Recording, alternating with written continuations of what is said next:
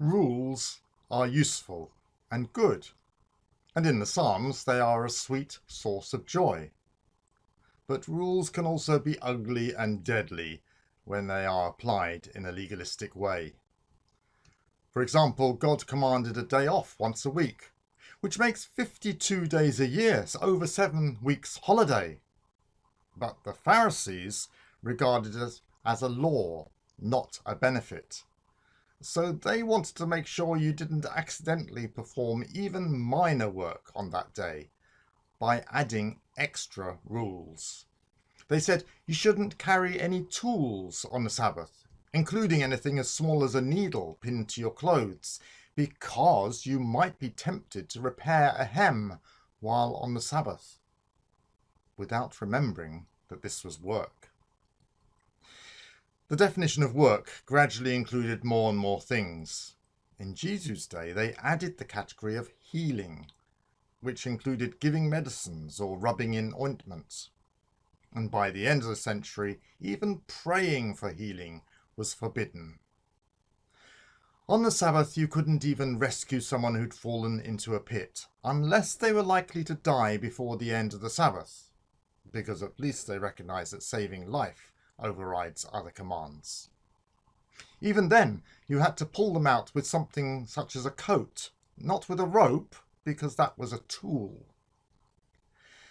Jesus didn't treat the Sabbath as a set of rules. He regarded it as a gift from God. He said the Sabbath was made for man, not man for the Sabbath. God's purpose was to give us a rest 1 day a week for our own benefit. So God certainly wouldn't want us to come to harm by obeying this law too strictly. Jesus didn't reject the Old Testament law. He actually told his followers to observe it more strictly than the Pharisees. But instead of the letter of the law, Jesus identified the purpose of God behind the commandments. And he said that God's purpose for the Sabbath law was to give people and servants a rest. And behind the law against murder was God's purpose that we should avoid all hatred. In this way, Jesus demonstrates how we should read the Old Testament commands. We need to ask what God's purpose was. Why did God give that command to people in those circumstances? Having identified these purposes of God, we must take care not to promote them to an inspired status, because we can get it wrong. Jesus criticized the Jews for teaching the commands of men as if they were doctrines of God.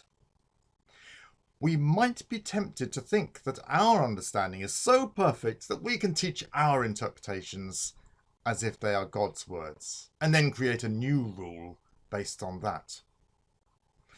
It would be so much easier if God could simply give us a new rule book periodically, one for each culture in the world, so that, like children, we could do what we're told to do in any circumstance. The writer to the Hebrews complains about believers who refuse to grow out of their infancy. They still want baby's milk when they should be chewing on the meaty bits of Scripture. God expects us to use our brains as well as our bodies to serve him.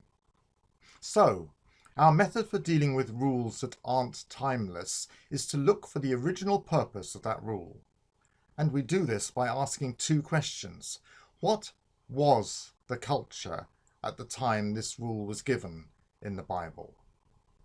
And secondly, what was the original purpose of this rule? Now, this can't be left to academics. Answering these questions does need some knowledge about ancient history, but they also require imagination. We need to reconstruct what it was like to live at the time by thinking how we would feel and act in their place. And then we can hear what God is speaking to them, and thereby hear what he says to us in our context. God bless.